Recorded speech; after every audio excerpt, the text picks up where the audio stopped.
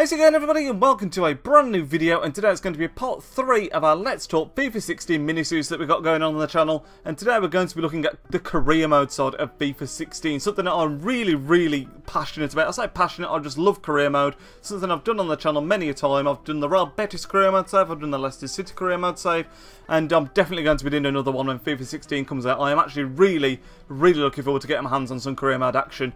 I'm thinking for FIFA 16 I may well do a Manchester City career mode on YouTube, because I've never done a Man City career mode on here. I'm a Man City fan for those of you who don't know, so I'm thinking that could be something pretty cool. I'd really enjoy it. Let me know if you would as well, or put down in the comments down below a thing that you'd perhaps like to see me do instead. I will probably do like an official video announcing like the team I'm going to be, so you know, it's not the be all and end all at the moment, but I'm thinking Man City.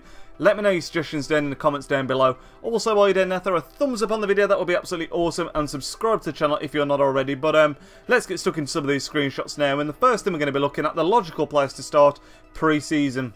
EA have announced that the big thing for them this season, they've added in, that this season, is that even the right term? This year, I should say, sorry.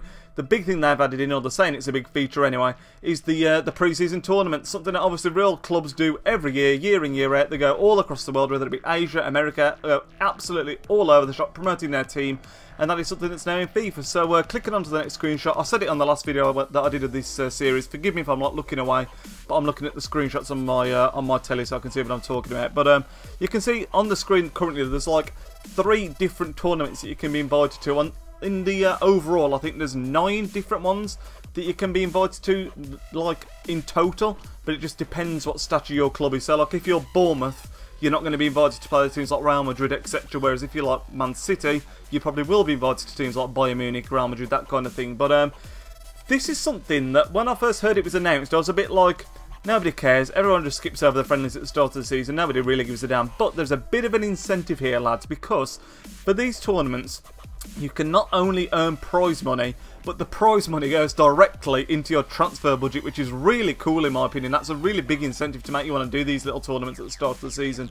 And even if you don't win the tournament, so you can see on the screen there's 3 on here. The prize pots are 11.5 million, 10 million and 10.5 million. They're all in euros. But even if you only get at the group stage of the tournament and don't win it, you can still potentially pick up like a couple of million. And the incentive for that is absolutely awesome, I think, because who doesn't want more money in the transfer budget to bring in better players? I really think it's a cool way that they've done that to sort of make you, well, not make it, but you want to do it to get that extra money in the transfer kitty. But they've been added in, like I say, and from what people have said that have played it, apparently it feels really authentic when you're doing these games. It genuinely does feel like you're sort of on tour, sort of air quotes there. But yeah, it's something else first. So the transfer budget side, that is really cool. And one thing, speaking of the transfer budget, that I have added, which I was mega impressed with, something so goddamn simple.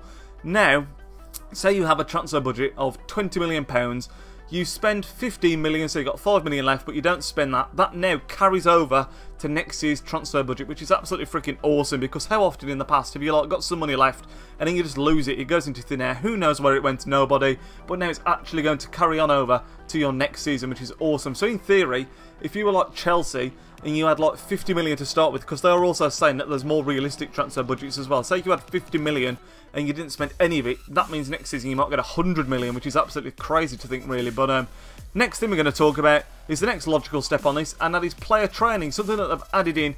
I believe it was actually on FIFA 14 Road to the World Cup game, or the World Cup game, whatever it's called at the time. They had training on there, and it's a bit of a novelty in my opinion. I mean, it's something that's a bit cool at first, but then you very quickly lose interest. You are able to sim these, which is kind of cool. It means you don't have to do them necessarily, but if you want the best results and you want the best growth out of your players, you will be having to do these drills. And apparently they come up once a week.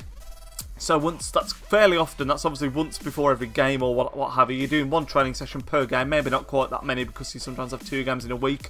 But yeah, you have to do it for the whole team basically. So you're going through all the players to do this with, I believe, and that's actually going to take a hell of a lot of time when you're doing it repetitively. So I'm quite glad there is a sim option, but like I say, if you want the best results, you're probably going to have to do it yourself. There's various different skill levels, and obviously the highest skill level that you do, if you pass it, you get more XP for your player, and that helps them grow in-game. So it is good, so it can help your younger players grow.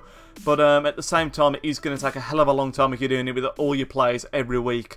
You do get 3 retries to the training drills as well, which is pretty cool. So if you do screw it up, you can still get another couple of chances to do it. But the cool thing that I think out of this is once you've done your training session, you get little progress bars, so you can see how far your player is off leveling up to the next level. So say if it's like an 84, you can see a close to an 85. You can actually see like the individual stats going up as well, like dribbling, shooting, tackling, all that kind of good stuff. And also, if you can see on the current screenshot on Oscar, you can see in the sort of top right area, you can see how much the player's value has gone up through the work that you've done with them, which I do think is a nice little touch, being able to see how much you're sort of increasing them, because that's another thing really. If you've got young players that you're not potentially going to use, you might want to get them up a bit first, then sell them on, because you'll be able to get more money for them. But like I say, I think it's a good idea, but it becomes a little bit of a novelty, if I'm being completely honest, in the long run. We'll just have to see if they can sort of simmer it down a little bit, because you don't want to be doing like, I don't know if you have to do the whole squad every week, but even if you just had to do the starting 11 every week, that's still a hell of a lot of people to be training up, so we'll have to wait and see how that comes. It's hard to say really until I've played it myself, or you played it yourself.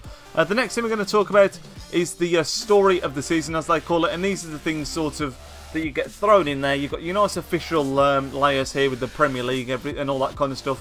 You'll get head-to-heads of different players that are doing well. Like you can see, the first example I've got here is Hazard and Aguero. It'll have their, I feel like I just butchered saying Aguero. I don't know how I freaking did that, but yeah, you've got like, on this one you've got the basic player stats, so position, height, weight, all that kind of good stuff. But if you look on the next one, which is a Bundesliga one, showing off the new official Bundesliga, because that's something that's also been added. The Bundesliga is now an official league on FIFA, which is nice. You can see it's got how many games they've played, the age, how many goals they've scored, nationalities in that one as well. So it's going to be nice to see. And it, more than anything, it makes you feel more involved in the career mode, if you know what I mean. You feel more immersed in the game, which is nice to see. But yeah, some nice little touches. It's always nice with FIFA, obviously, because it's a nice, authentic experience, because everything's official 9 times out of 10. And that just adds to that. I mean, the more they add, the better as far as I'm concerned on that front. And building on the Bundesliga authenticity, you can see there's just a few examples here. It's cool that they've added another league in properly, because, I mean, like I say, it just immerses you more in the game. You can see a Bundesliga league table there. We've got a Borussia Mönchengladbach versus Dortmund in the proper stadium. Obviously, that means all the Bundesliga stadiums have been added in as well, which is nice. And then you can see here at the end a little bit of the kick-off gameplay you've got on the screen. Is it Bayern Munich? Yeah, Bayern Munich versus Schalke. Again, looking really nice and official. And like I say, that all helps immerse you into the career mode a little bit more. And there's nothing better, in my opinion, than when you get proper stuck into a career mode and you almost feel like it's real life. You really start caring about your team. But that's all the major changes summed up. We have got a little bit of a note here that I've taken a screenshot of directly from EA's website, saying what they've added in. There's just a few more bits and bobs. We have sort of spoke about some of these already, but you've also got the ability now to sign free agents outside the transfer markets, which you haven't been able to do before, which is more realistic, obviously. Scout reports have apparently been fine-tuned, and it now holds. You can see the player's overall rating, which you could only do sometimes for players before, and rather than that player's rating vanishing after 3 months, you now get to keep that for a whole season, which is a lot better, obviously. You've also got transfer budgets being a bit more realistic. I've already mentioned that one. Loans, apparently now, before you could only do year loans and 3-month loans, I think, but now you're going to have the option for a 6-month loan as well, which is always good. Nice to add a bit more into that aspect.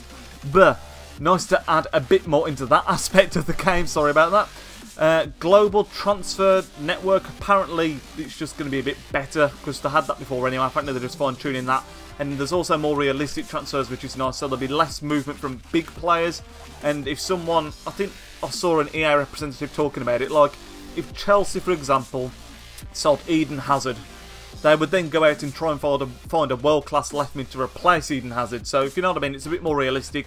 Bigger players move less often, and when they do, the teams that they're left will realistically try and find a replacement, which is pretty cool. That'll be nice to see. What have I missed out here? We've got friendly subs. You can now make unlimited subs in a friendly. Fucking whoop-de-doo. You haven't been able to do it before, I suppose, so that's going to be pretty nice, but nothing groundbreaking there. Just mentioned the more realistic transfer.